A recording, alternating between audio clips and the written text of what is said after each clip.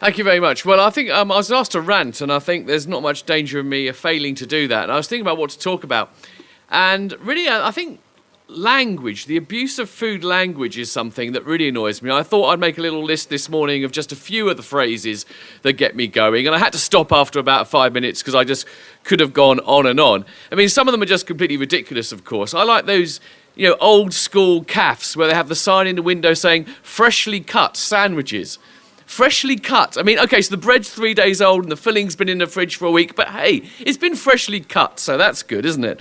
And also all those little restaurants and pubs who advertise our famous, whatever it might be, our famous Sunday roast, our famous steak and kidney pudding. Well, as we know, if something's genuinely famous, you don't need to tell someone it is. Because I'm a writer, when people find out I'm a writer, sometimes they say, "Oh, are you famous?" And I say, "Well, you're asking me, so obviously I'm not. Otherwise, you wouldn't need to." In the same way, do not say your food is famous. If it is, you don't need to. Exciting new menu's another one as well. I mean, really? Exciting new menu? Do you ever look at a menu and go, "Oh, this is exciting"? You might say, "This is interesting, I'm looking forward to this." Exciting? It doesn't work. But those things are kind of like, okay, mildly annoying because they're just a bit silly. But actually, a lot of the words used around food are annoying for other ways because they're just completely misleading, particularly in the labelling. I mean, farm. Farm is a meaningless word. Farm fresh eggs. Farm this, farm that.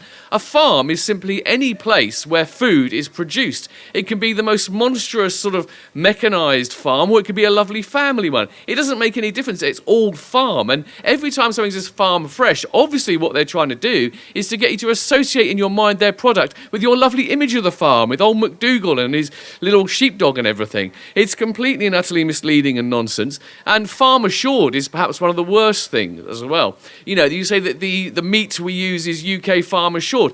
Well, all that means is that it's produced in the UK, basically, because there's minimum legislation about how you need to run your farm in order to run a farm, in order for it not to be closed down. So to know that it is UK farm assured doesn't tell you anything about the standards at all. It's completely nonsense and rubbish. And you get other nonsense stuff around food as well. Corn-fed's a fun one. Actually, I was at a restaurant not so long ago, and I'm a bit unusual because I'm not a vegetarian, but I like to make sure if I'm going to eat an animal, it's been a well brought up one. So it's quite interesting at restaurants to say, what can you tell me about where your meat comes from? And it's actually extraordinary how often they can't, which means, don't bother, don't eat it. But this person was quite pleased. "Oh yes, it's our meat's great. They're New York steaks." And he goes, "But they're not from America." I thought, great, he's going to tell me they're from down the road in Aberdeen or something. And he goes, "No, they're Australian corn-fed cows." Australian corn-fed cows. Now, first of all, you've got, beef, let's be honest, is one of the most sort of like carbon unfriendly meats anyway. Bringing it all the way from Australia doesn't help. And corn-fed. Why should that be a source of pride? Most of the time, if something is corn-fed, what that's really telling you is that the animal is just kept in coops and just fed, big scoops of things. And corn is often not the right food for a lot of animals anyway, particularly cows. But we know about this. People use all these terms in the labelling and packaging because they have certain associations. And there are other ones like family-owned. Family-owned is also completely meaningless. Some of the largest, nastiest corporations in the world have single owners who have been in their family for years. It doesn't make it good at all. Dare I say, even local isn't necessarily good. I mean, every food is grown somewhere. Every food is local to somewhere. So if local automatically meant good, then every food would be good just as long as you didn't transport it very far.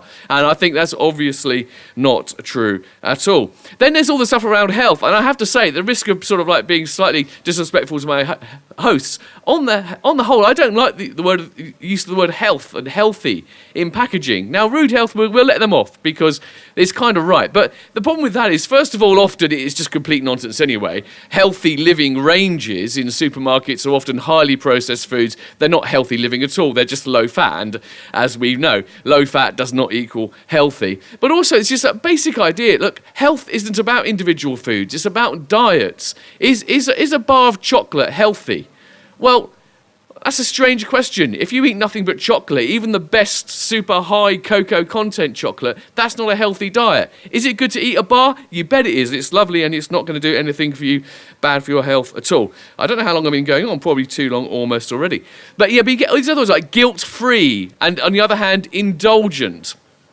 But I hate those categories because, again, it's the moralizing of food. It's the way I think a lot of the problems we have with food is we have these really sort of bad associations where we have this kind of, it's either medicine, which is good for us and wholesome and is virtuous in that sense, or it's kind of naughty and therefore it's sort of nice to have occasionally, but it's a little bit wicked, isn't it? And that whole kind of way of talking about food is completely wrong, I think. You know, all food which is nice and good and is well produced has a place in our diet. And if it involves vegetables and it's delicious, that's as indulgent as it is to have something which is it's more indulgent in a sense than having something which is perhaps easier to prepare and is like full of cream and butter or whatever else might be. I better just have a few more before I go. Traditional and authentic. Again, often completely meaningless words.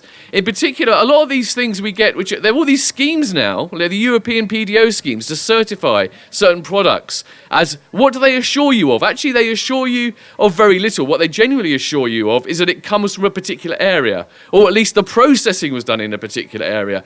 But there's so much nonsense around this. In order to get a cheese which is Stilton, which is genuinely Stilton, and you might think traditionally Stilton, it has to be made from pasteurised milk.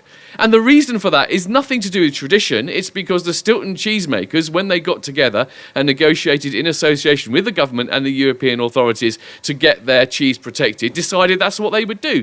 So, funnily enough, if you want to get a really good, genuine, traditional Stilton, which you can get, it's not called Stilton. It's called Stichelton because it's made with unpasteurised milk. Fantastic cheese. Please do go and buy loads. I better stop now, or else I'd go on absolutely forever. One last one, actually. All-you-can-eat buffet. Doesn't that tell you a lot? All-you-can-eat buffet. Not enough that will satisfy you or all you would like. It's all you can eat. It's a challenge. Stuff as much down your throat as possible. And this all matters. This is not just trivial, because actually language does matter. Because, you know, I'm a writer and I'm also, philosophy is my background, and we know that the words we use and the language we use shapes the way we think in ways often we're not really aware of. And so this is not some trivial, moronic kind of pedantry I'm on about here. This is actually about trying to think better, and we can't think correctly about what we're eating if we use the wrong words to describe what we're eating. Thank you.